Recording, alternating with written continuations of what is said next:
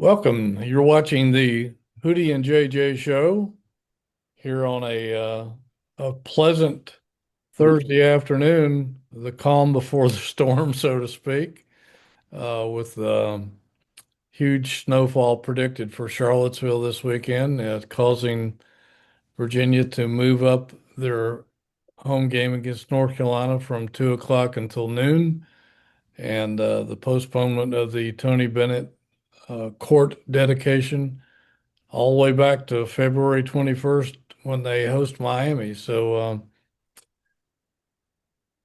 severe weather impacting Virginia and probably a lot of other schools up and down the eastern seaboard heading into this weekend. But before it gets too chilly, we're all smiles here. I'm in Charlottesville where it's in the mid 50s, and JJ, Coach Jeff Jones, is in Norfolk, where he was reporting sunshine and about 60 degrees. So uh, everything's good for now, JJ.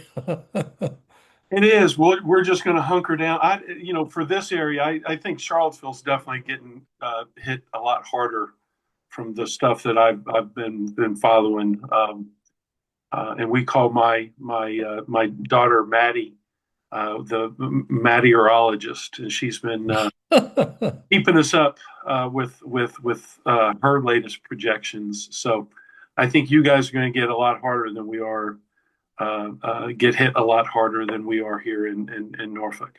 I think you are, and or we are rather. But that's okay as long as we can get the game in. I don't think that's going to be a problem, but we might have a hard time getting home that Well, night. that's it. That's what I was going to say. That yeah, I think looking at any timeline, you're gonna get the game in, no problem. But that reminds me, going back to probably, gosh, 95 maybe. Um, we had a home game that actually was the alumni game against NC State, and it started snowing right at the beginning of the game. By the time the game was over, there was I don't know, like a foot, and it ended up snowing. I think by 20 some odd inches, and uh, Oh, I remember that. Yeah. got snowed into Charlottesville. I know Pete, uh, my roommate first year, was staying at the Omni downtown, and they basically told everybody that was stuck there that couldn't get out, just help yourself. We can't get workers in. Help yourself to the kitchen. You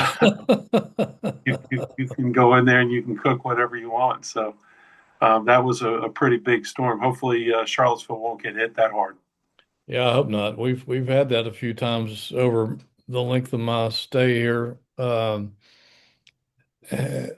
few times got stuck down in North Carolina too, and driven home in near blizzard-like conditions. And I think at the ACC tournament one year, didn't the lights go out because of the snow in Charlotte when you were coaching? Yes, that was during the ACC championship game. I think that we lost to Carolina in the championship game. I think that was the one. Seems like this always happens against Carolina. I don't know, but I got Right. stranded in Chapel Hill one time after you guys had played down there, and then Yeah, in Greensboro. So my first year, so the 78 79 season, uh, a bunch of snow down in Greensboro during the ACC tournament. We were able to get back. My parents had driven in from Kentucky, and they got snowed in there for a couple days. I remember that I was I was actually in Danville then and drove from Danville to Greensboro. And I don't know how I got there.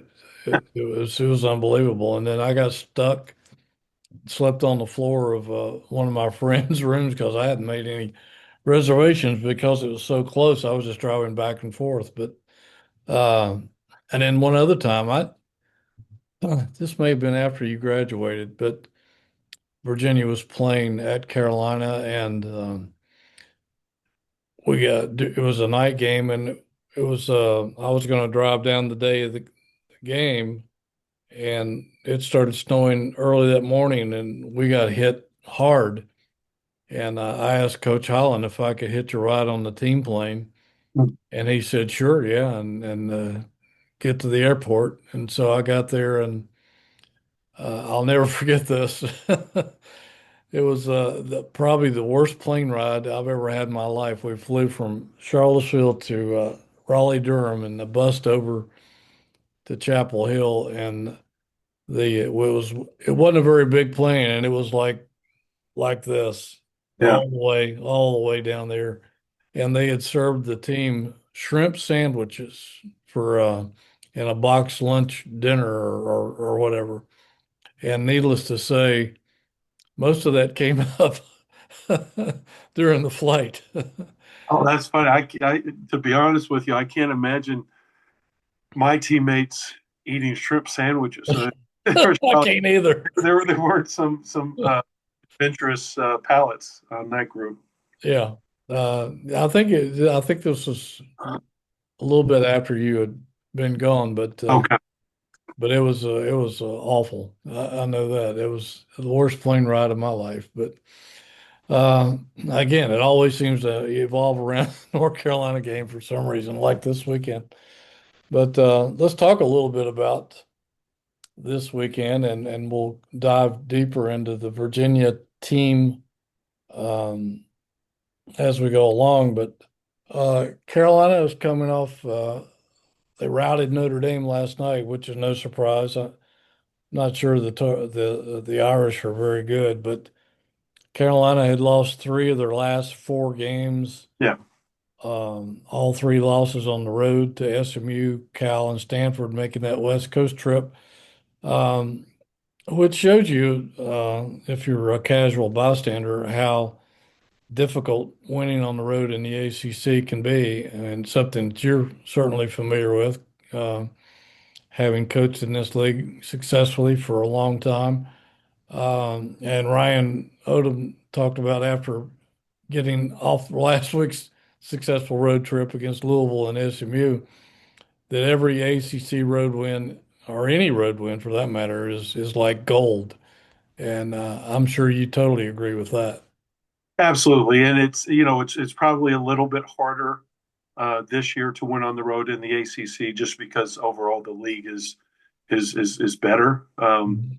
There's some stragglers at the bottom still that that just aren't very good. But there's more good teams, I think, in the ACC. So when you're able to, like Virginia did, winning what at Louisville, at SMU, that's huge. You look at NC State, a team that had been struggling, and they get smacked by Georgia Tech at home, but they bounce Yeah. back and get a huge win at Clemson. That will be a big boost for NC State to try to fight to get a spot on the bubble.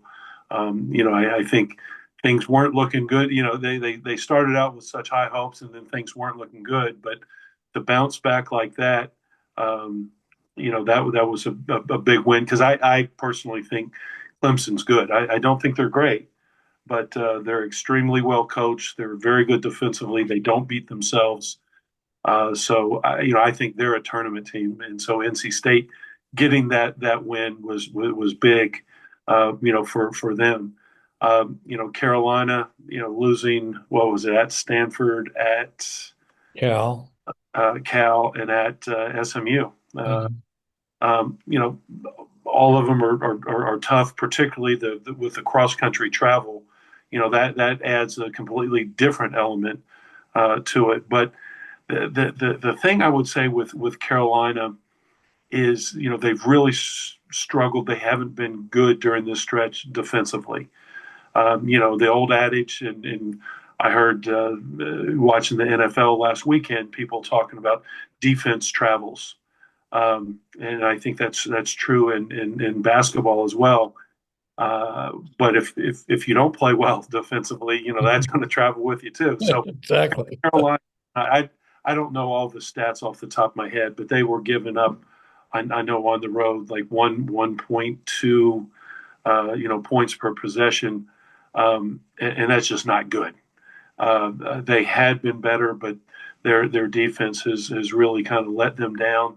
Um, Quite honestly, I mean, I know they needed to win regardless. I don't know that beating Notre Dame at home, if that's a big sign of anything, I think it's probably just as much a sign that Notre Dame's not real good, and Carolina was desperate. I mean, they had to win. Getting back home, they had to hold serve. They couldn't let a home game slip through their fingers. So we'll see Saturday. Are they playing better, or have they done something? Been able to make some adjustments defensively, or is that's still an issue? And guarding Virginia, as we know, that's not an easy task for a Mhm. number of reasons. They're going to push the ball in transition if they can. And what one of the things that's happened, I think, in recent weeks is their games haven't gone up and down, and they haven't been able to play at the tempo that they really want to, because the other teams have scored, and I don't mean to say that Virginia's defense hasn't been good. I think Virginia's defense has been pretty daggone good. They really gave Louisville problems. I thought SMU, they did an outstanding job on Boopy Miller. Mhm. Um, and I don't know if they forced or if SMU went willingly. SMU shot a ton of guarded 2 pointers, and I'm not talking about at the rim. I'm talking about the mid range kind. And some of their guys, I mean, they make them. I mean, but that the percentages are not in your favor there. And I think also SMU's big guy, international kid. I don't know his name and probably couldn't pronounce it anyway. But I think it's you get Toglu. You yeah, get you but get Toglu. that. But he, they early on, and I thought through the course of the game, and Boeheim was the announcer on TV, and I thought he was right. He said after halfway through, it's like they need to quit forcing it in there because he got great low post position, but Ugo and Grunlow just were, I guess, a factor. I think he was like 1 for 9 from point blank with them challenging. Exactly. So that defense, I think, really, the combination of that, the defense, the offensive rebounding, and Malik Thomas, yeah, he got hot, and what did he have? I think it was 6 threes Yeah. that he knocked down, and in a game where Jakari just didn't play great. He just never seemed to get comfortable, which is understandable. He's still trying to get his legs back under him. And Testa Ritter did not have a good game at all. He was in his head. There were some calls or no calls or whatever it might have been, but he was struggling. And so to have Malik Thomas really, uh, get hot, and Virginia kind of was riding his hot hand. Um, and I'm jumping all over the place. So you started off talking about defense in Carolina, but as long as we're talking about SMU, um, great, I think, great game for Dallin Hall. Uh, Oh uh, yeah. nine assists and played very very good defense. Little things, and it'll tell you about Ryan and his staff. Give you some insight. Dallin was 0 for 9 Yeah. from three. And talking to Ryan the day, I think it was the day after the game, he Ryan was like, "Hey, I told the staff, I said, I'm happy." And I was scratching my head when he told me that. And I said, why are you happy? He said, "I'm happy he took 9 threes. He had them. They were all good shots. And Good point. he didn't hesitate." And so that's certainly a different viewpoint than, after about 4 or 5, there might've been some coaches saying, "Hey, it's not your night." But he was excited that Dallin had enough confidence in himself, because some of those things were like Scud missiles. I mean, They were bad misses, but they were good shots. But besides that, the defense and the playmaking, the toughness and leadership that he brings, that kid's a winner. One thing that I'm guessing the average fan didn't pick up on, but was crucial, and it goes down to good coaching and good coaches, great coaches, make it's not always just big moves, right? Sometimes it's something that's really really subtle and might not even be noticed. If you remember, there was a play underneath SMU's basket late, um, and I think Chance had been guarding Boopy Miller, and Mm. and Ryan, just in that dead ball, Ryan made the switch, and put Dallin on him. Boopy Miller's kind of like their Mr. Clutch, the guy that tries Oh, to yeah. step big moments. And if you remember the play I'm talking about, Boopy Miller kind of got the ball down on the right block, just off the block, and must have pivoted a couple times, and Dallin Hall moved his feet, ended up blocking the shot without fouling, and didn't get a lot of help because Right. you start helping, and especially in that situation, you help or you help too much. He's a good passer and he can kick it back outside for the three. So, Dallin was the one that got the job done, but give credit to Ryan for making that adjustment, in the few seconds you have when the ball's out of bounds, and all of a sudden, he hollers down there and tells Dallin to switch again. I think it was with Chance, and Dallin made a game-changing play that, I mean, people might remember the block shot, but that was just a great defensive possession, and ultimately that was kind of SMU's last gasp. Yeah. And we'll look in a little bit at what Boopy Miller, uh, last year, he hurt Virginia in the game out there, and I think that maybe the game here, but uh, in three recent games before Virginia, I think he had 24 against the Hokies, including the game-winning shot, and 27 against Carolina, and 23 against Clemson. And against Virginia, he was 4 of 12, 0 of 3 from the arc, and four of his 12 points came from at the free throw line. So they did an outstanding job on him. And um, I remember Ryan saying one of the things he told the team was, try not to foul him because that's where he gets a lot of his damage done at the foul line. Yeah, and it's interesting. I thought they did a really good job, as you said, of not putting him on the free throw line. Um, I thought that the little guard, and I don't know his name, the freshman guard that's so good for Stanford. Um, uh, Oh, Corey. yeah, now he's a kid that he begs fouls. He jumps in and kind of throws his arms up and everything. That's just kind of the way that's his thing. He's a very very good player, but Yeah. he begs for calls basically. Um, and again, Ryan and company, they really wanted to keep from fouling, and um, all year long, and I think Ryan knows this, and this is me talking, not Coach Odom.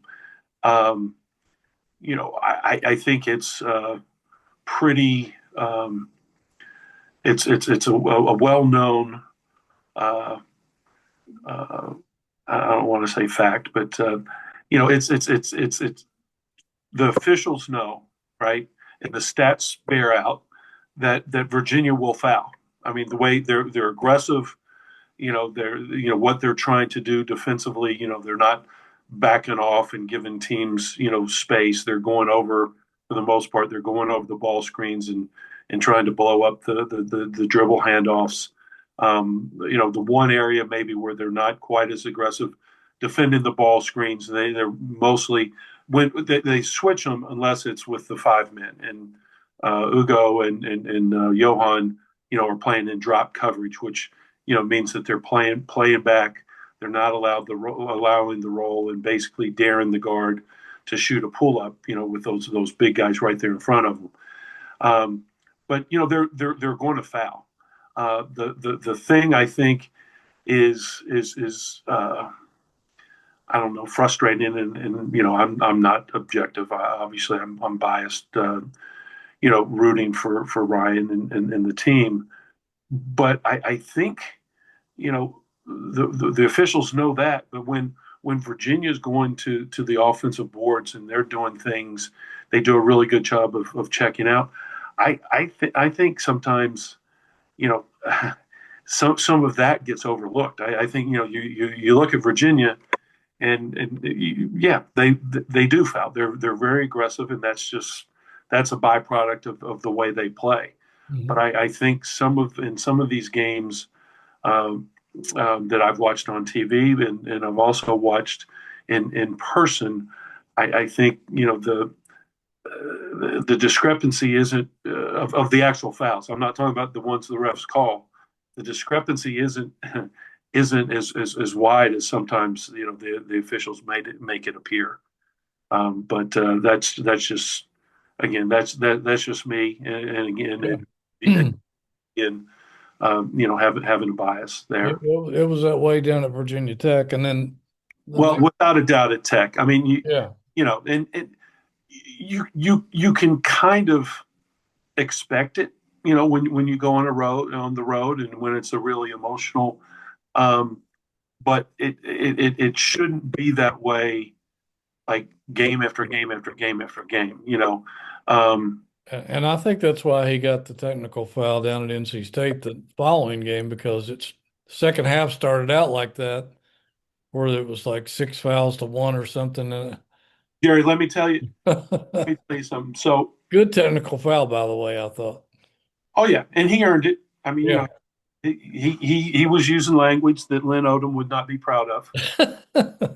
But so the second half started, and I didn't really notice the officiating the first couple minutes. Then all of a sudden, and Virginia had scored, and they were, I don't know if they stretched out the lead, but they were holding, but you could tell NC State was trying to be more aggressive Hmm. because they were down 20 and embarrassed and all of that. Of course, they were trying to fight back. I can't remember exactly what transpired, but we've referenced several times, this group text that Ricky and Dan Merrifield and Jimmy Miller and I are on. And so I think it was on that, either that or I texted Jimmy, and Jimmy's doing the radio, obviously. And I said, okay, here it comes. Watch what happens the next 4 or 5 minutes. Virginia's just got to survive. And it's not so much that the referees are trying to screw Virginia. Right. That's the result, though. They During that 4 or 5 minute stretch, they called the game differently than they had up to that point. Referees are they're human, but they were influenced. I don't know if it was the crowd, if it was the fact that Virginia was up by 20, but something changed with the way that game was being officiated. Um, and just having been in that situation so much, I could see that it was like it's starting, it's coming, get ready. I thought the most impressive thing in that game for Virginia was they didn't get frustrated, and I think NC State cut it back to like 8. I think it was single digits. Yeah, you're right. Yeah. But they didn't lose their composure, and then obviously they weathered the storm. The officiating kind of leveled off again, um, and then Virginia stretched the lead back out and had the big win. But that's going to happen on the road. I can't tell you why, but I mean, for as long as I can remember, that's always been the case, and you just have to be good enough. in those situations, and you can't let it destroy you. You can't lose your composure, and especially the players, and Ryan. I don't know if Ryan was trying to get a technical or if he was genuinely, that angry. But He it looked angry. it it, it was well timed, and I think Yeah. it was good for him just just because, but it was also, I think, good for him as a first year coach, right? And he's kind of drawing a line in the sand and saying, I'm not putting up with that crap, and I'm not just going to sit here and go away. So, um, it was good, but the most important thing is the team responded. Yeah, exactly. Um, One thing I've noticed of for a while now, and it was I guess with the NC State game holding Damian Williams down, Virginia Tech game, even though Neo got 17 points, they held him down. Really, he was 5 of 21. Uh, then the Corey kid from Stanford who had scored 36 against Carolina, 31 against the Hokies, 28 against Louisville. They held him to 5 of 20 shooting, 0 of 6 from a 3-point line. And then Boopy in this most recent game. Just talk a little bit about Virginia seeming to take away the other team's strength. Uh, Well, I think what they do, and these guards that you're talking about, they're very good beyond the 3-point line. yeah, Virginia has been outstanding, and again, I don't know the percentages, but quite honestly, I'm confident enough that I don't need to know the percentages to know that they make life miserable on the 3-point line for people. They try to chase them off. They force them. If you're going to get a shot against Virginia the way they try to play when they're playing well, you're going to get a shot inside the 3-point line and not at the rim. I mean, those two big guys are doing an outstanding job. mhm, Um, and I'm sure there's other teams. Arizona's got great size. Michigan's got great size, and maybe they're comparable in terms of their interior defense, their rim presence. But what Virginia's got going in with that is really really at an elite level. So if you're gonna beat Virginia, if you're gonna have success against Virginia, you better be able to knock down some of those mid-range shots, or maybe not some, a bunch yeah, mid-range shots. And they're not always going to be easy ones. You're going to have to make some guarded ones as well. The one game I remember so far this season that Virginia just throughout the entire game just couldn't get a handle on the game defensively was against Butler. They had a couple guys that were making making some deep threes, timely threes, kind of catch and shoot. They had the one kid, Flapjack, whatever he had. yeah, all right, yeah, yeah. He With the weird he hair, yeah, he was a handful, and he'd he fly. was. He was one of those guys. You talk about never stopping, right? He was always on the move, and he made a difference. And they had the one athlete, Ajayi, I Right. believe, and he was just exploding off the bounce and attacking and Tess, had a difficult time kind of keeping him in front. But that's the game that really sticks out to me, and obviously Virginia didn't wasn't able to win that one. But since then they've done I think a remarkable job, and the staff has really emphasized they move their feet really really well. They're not trying to play defense on the side. If somebody gets a step, they're busting their butts to get back in front and be square. And what that does is it makes the shot harder, but it also puts you in better position to defensive rebound. And that's so important for Virginia because if they can get stops, that's their best opportunity to get out in transition where they really want to be, to really push the tempo.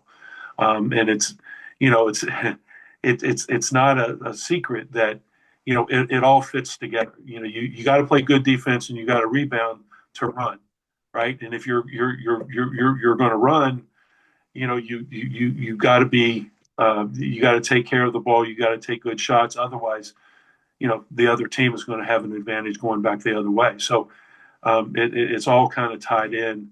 And I think Virginia is figuring out. I mean, clearly they're not. They're not where they're going to finish up the season in terms of how well they're playing. But they're they know who they are right now. They know who they want to be.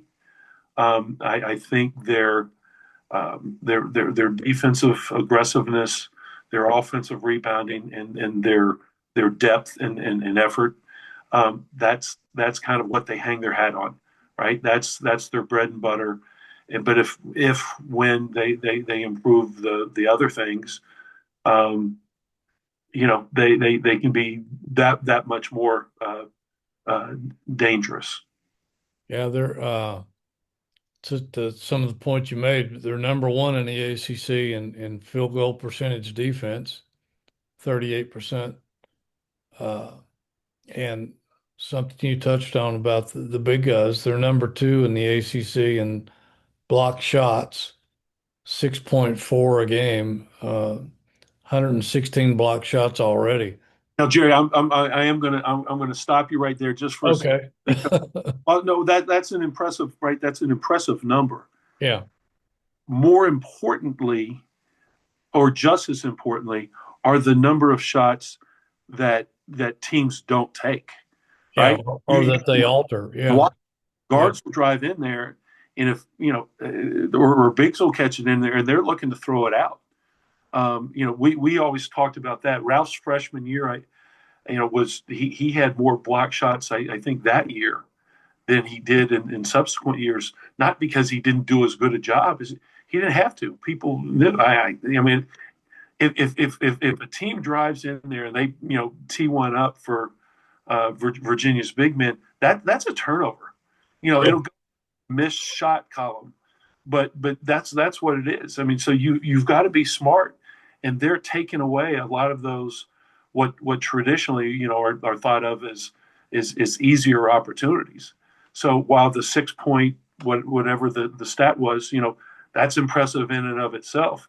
You've got another six times at least in a game where they go in there and like they Steve Nash it. They keep dribbling or they pick it up and they're looking to throw it outside because they know those big guys are lurking out there, somewhere. And so that's that's a huge part of their defensive philosophy. Again, Ryan and the staff hit a home run when they were putting together Yeah. the roster. Knowing that having those big guys in there, fits right in with how they want to play. That's got to be a huge advantage. And I guess it does remind you a little bit about when you played and you had Ralph and Kenton and Craig Robinson back there. It's not quite the same, but uh, I similar in some We aspect of it. never had to worry too much about if our man beat us.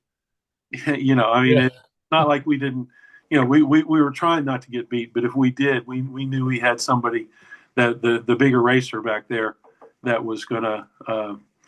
He was he was the safety net for sure.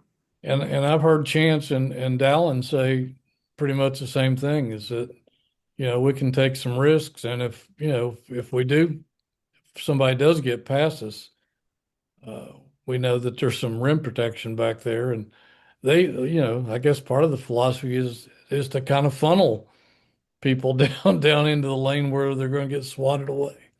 Well, the only time I think they truly funnel is when there's a ball screen, right? And they're playing the drop coverage. Yeah. They're forcing them to, and so the guard is getting back and kind of pressuring from the side, but can't get all the way in front. And so you got one of the 7-footers that, drop coverage is where you give ground, but they've got their hands up. They're being really really big, and they're trying not to allow their man rolling to the basket to get behind them, right? They're trying to take away the roll and force the guard to pull up and shoot the jump shot. And it's imperative for the guards to try to fight back, right? And they go over the ball screen, so they're on the hip, a step behind, and they're not in front of the ball, but they're still there, and they're still trying to distract the ball handler / shooter, Yeah. and make things difficult there.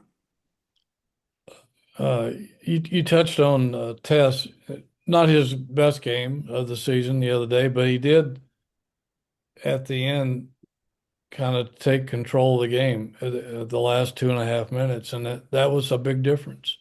I thought that was huge, um, to see him, because again, I'm watching on TV and I could see kind of the frustration. He lost the ball a couple times. The fouls, the fouls that weren't called that he thought should be called. When he's taking the ball up. Some of the fouls against him. I think clearly he was frustrated a little bit. And it's a luxury when he was playing like that to bring a player like uh, Tillis. Phyllis, Yeah. come in. He made, I think, 2 threes in the first half. But the quality veteran, smart, tough player like him to come in, when your best player isn't having a great game. But then down the stretch, as you said, I don't know if people remember that three that he hit. Number one, it took guts to take that shot, right? And come around, because he hadn't been, he hadn't been in rhythm. He hadn't really, but he caught it. He didn't hesitate and knocked that. That was huge. And then getting to the free throw line, two or three times down the stretch, and I want to say a couple of them were offensive rebound situations. Yeah, I know the last one was Hall had missed a three, Yeah. and So he tried to stick it back. yeah. So it's a great sign, I think, for Ryan, that even when he's struggling, that he's looking for ways, and is not dwelling on what happened, and woe is me, and feeling sorry for himself. And he kept playing, and he was able to make big time contributions, at winning time. Just talking about making big time, it's not always, and this is where I think fans kind of get it wrong, and definitely the media does a lot, because everything seems to be, if you're on ESPN or Fox Sports or CBS Sports, whatever it is, they show the highlights, right? The big shot or the spectacular dunk, whatever it might be. You know what was as big a basket as any in that game was when there was a missed shot, and just because he went, right, he didn't jump, nothing happened, just because Chance went to the offensive boards, the ball bounces off, hits the ground, and he picks it up, takes a dribble, and he lays it in. That's a backbreaker. When Yeah. when you're working so hard, SMU's trying to get right in the game, and every shot is hard for them at the other end, and they're busting their asses, and all of a sudden you make them take a tough shot, you make Virginia take a tough shot, and they miss, and the smallest guy on the team comes up and he puts it in. That's deflating, for SMU. But that's the thing that Virginia has going right now is, again, the depth, the defensive effort, right, and then the offensive rebound. Those things just wear on you. You cannot, even for one possession, you can't forget to or take a break on your defensive backboard because Virginia, even the little guy is going to try to corral that rebound. Yeah, definitely remember that shot. And SMU was up 58-57, and then Tillis in front hit a basket, and then Malik uh, hit two free throws to put Virginia up. And then, as you said, Virginia missed a three, and Chance was just kind of hanging out, not even close to the basket, but he saw that it was probably going to be a miss, and he went in, grabbed it, stuck it back in, 63-58 with 5:19 to play. It was huge. And then, as you mentioned, Tessa's three, Virginia was down 65-64.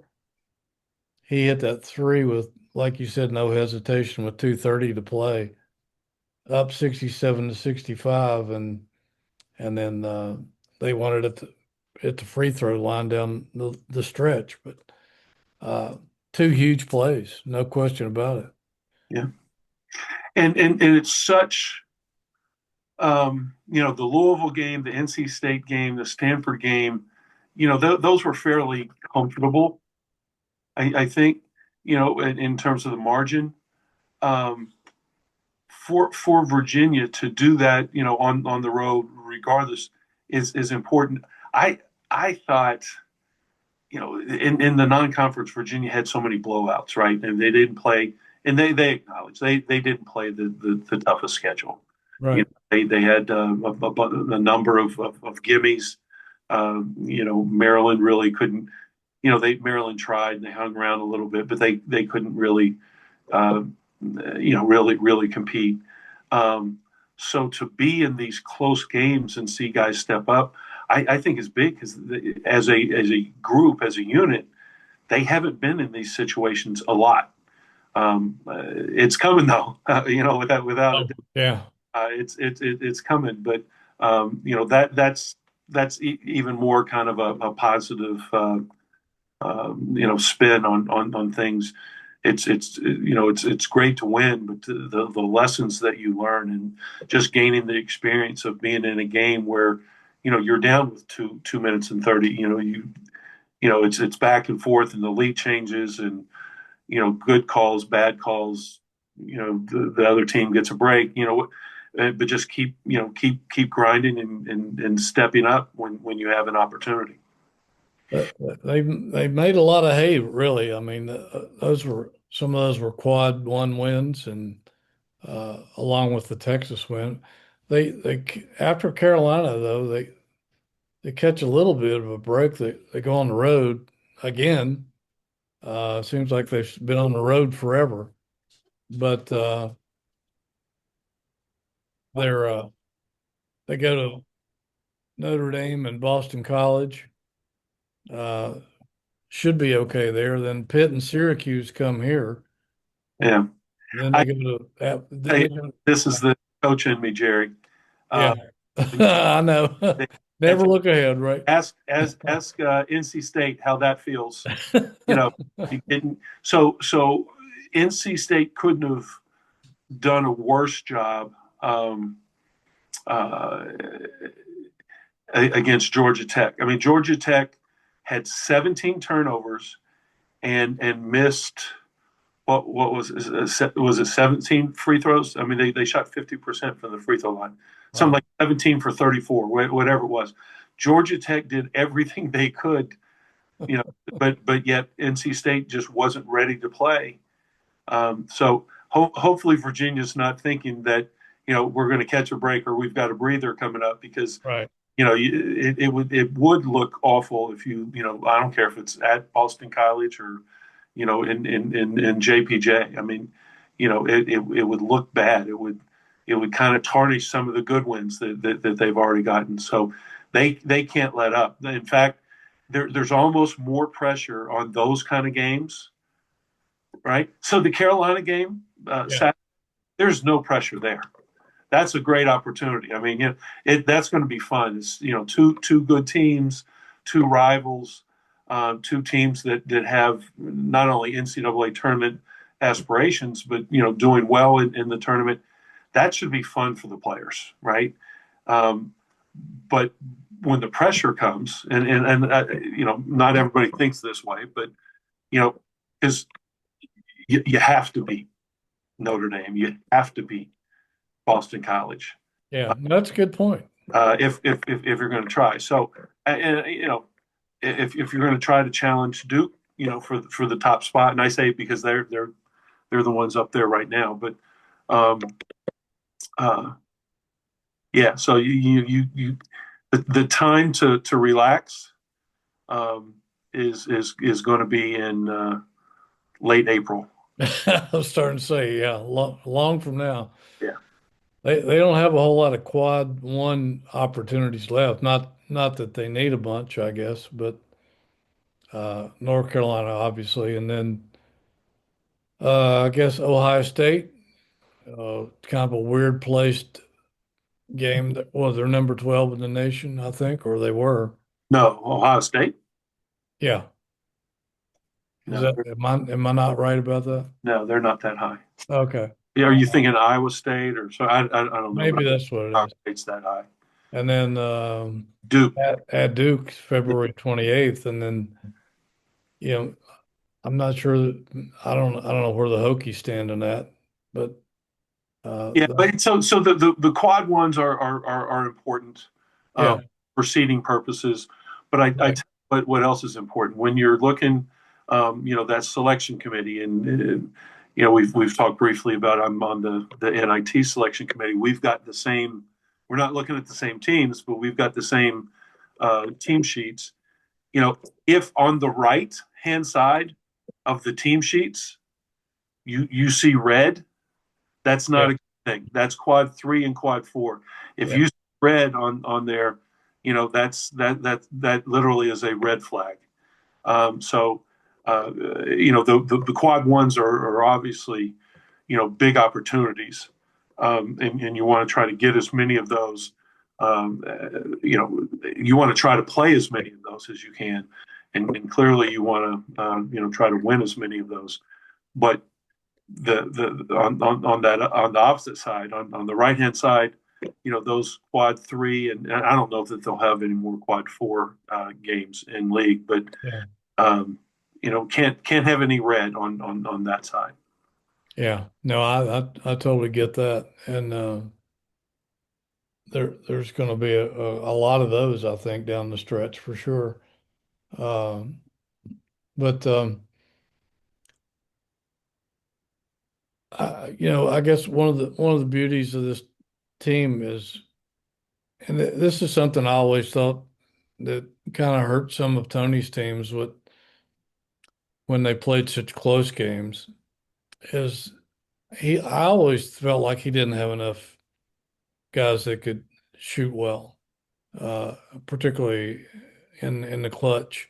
They would always have at least one who was really good, like Hauser or um, Oh, guy. Kyle Guy, and then uh, I,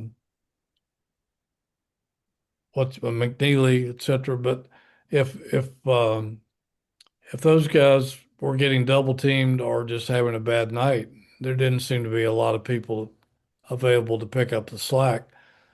This team is like pick your poison because there's seems like there's four or five guys that can fill it up. Yeah, I mean, I think that's you've got a guy like Jakari White that I would describe as a shooter. Mm. Got Malik who has shown that he can shoot, but I think I would probably put him in a different category as a scorer. Scorer, yeah. He can knock down the threes, and he's seemingly getting better at that. They've got a bunch of other guys that can make those shots. I don't know from a volume standpoint that's the case, but if you leave them open, they can I mean, and that's including the 7 footers. Yeah. Um, Sam Lewis, but having, oh yeah, that's yes, Hillis, sure, yeah, um, Chance. yeah. Yeah. I think Lewis is probably the only other one that, from a volume standpoint, I mean, Chance makes big ones, but I don't know that we're gonna see him making 5 or 6 in a game. I mean, Right. you never know, but Lewis and White and Thomas are the three kind of in that in terms of you know uh, shooting those perimeter shots. But the balance, I think, in the from game to game, who do you prepare for? Uh, Yeah. I think the one guy you have to prepare for is DeRitter. If there's a focal point, if there's a go-to guy, I think it's him. But they've proven that if you take him away, they do have some other answers. What you got to guard against really is, and it happens. You see it, and when like multiple guys or all the guys have a bad shooting night on the same night. You know, Yeah. do they have enough? You know, if all those guys, the perimeter shooters, are all shooting poorly, do they have enough between the 7 footers and DeRitter? Some of those guards getting to the rim. Do they have enough offense to kind of get by and win? Win really with their defense and just kind of that grinded out basketball and quite honestly, Virginia fans should be used to that. The great defense and they just were low scoring. They were very efficient under Tony, but they were low scoring. And when you're in those close games, things like free throw shooting, become very very important. And this year's group has not been. I don't know that it's cost the team yet, but it's made things closer than it might need to be. They're not a great free throw shooting team, at least to this point. Yeah. Yeah. You're right. I guess if they had one weak spot, that might be it. It- they're not going to kill you at the free throw line, Yeah, seemingly. yeah. The other area, and it's not every game, it's not consistently, but I think if there was another weak spot, as you called it, I think at times they turn the ball over. Sometimes you're playing fast, and Mm. it seems like if you're not in sync, and you're trying to push the tempo, you're trying to make things happen. I think they've shown on a couple of occasions at least that they'll turn the ball over, and sometimes it comes like multiple in a short period of time. Um, and that doesn't, they've got good ball handlers, and they're smart and they know to take care of it and all that. But sometimes you can almost try too much, or try too hard, and when you're really trying to push that tempo and be in attack mode, I think that that can that can occur. But you just gotta, again, in close games, you got to make your free throws. You got to play great defense, and you got to take care of the basketball. You got to be efficient. Hopefully, you shoot well, but even if you don't shoot well, you've got to make damn sure that you get a good shot every time down. Yeah. Well, one of the TV commentators said something the other day during the SMU game. Had something, I can't remember exactly what it was now, but he said it a couple of times that in the case of DeRitter that over in the Spanish league or whatever league he was playing in, the referees would often let that go, and that he couldn't do that in American college basketball. But I don't know if you remember that or not. But from a coach's standpoint, having a guy like him, he's kind of unique. Not totally, but I'm sure other teams have, or some teams have guys maybe equal to him. But how much of a bonus is it to have a guy like him, particularly in clutch time, that's not only experienced but has the ability, if he wants to get to the basket, it it's he's damn well pretty much going to get there one way or the other. Well, number one, I think it was Boeheim that was talking about the Spanish league because he's the only one of those guys that he's the only guys that knows anything about the Spanish league. Probably so, yeah. Um, with Tess, I don't know that I can think of anybody off the top of my head on other teams that has his particular kind of skill set. Um, but he's a low to have the combination, and he's a good 3-point shooter. He's not a stroker, but if Right. you give him time and space, he can knock that down. He's got a good post up game, and he can drive. Obviously, anybody that's watching knows that he loves to go right, and if you take that away, he'll spin. Um, the problem in some of the games this year is that he's gotten to the rim, and for one reason or another, he hasn't finished. Yeah. He's rushing, whether he's off balance, whatever it might be. Now, there's some games where he finishes everything, but that's an area of improvement for him and Grunlow also to Right. taking it stronger. Grunlow's just got to get the ball up over his shoulders, and then finish. He's not strong enough, and when they come in there and they're digging it out and swiping at the ball, he has a hard time sometimes, getting it up where he can actually release the ball. But with Tess, that's the big thing is finishing around the basket. Particularly against the better teams, the bigger teams. He's got to find a way to go around. He's not gonna. He's not the high flyer. He's not going to jump up over people. That's what Caleb Wilson from North Carolina. Those guys. I'm guessing are going to be going head to head. That's two really good players, but two very different players. I mean, Caleb Wilson is 6'10", long, athletic, skilled, and he plays hard also. But he's going to go up and over. Tess isn't going to block his shot. Maybe the 7-footers might, come over and help, but Tess ain't blocking his shot at all. But with Tess, Caleb Wilson's going to have his hands full if he's matched there, because Tess's body, Caleb Wilson, can jump and the length, but when Tess puts that shoulder into him, puts that hip into him, it makes it really really hard for an athlete like Caleb Wilson, who's lighter. It's hard to jump when you got a 250-pound guy with a shoulder in your chest.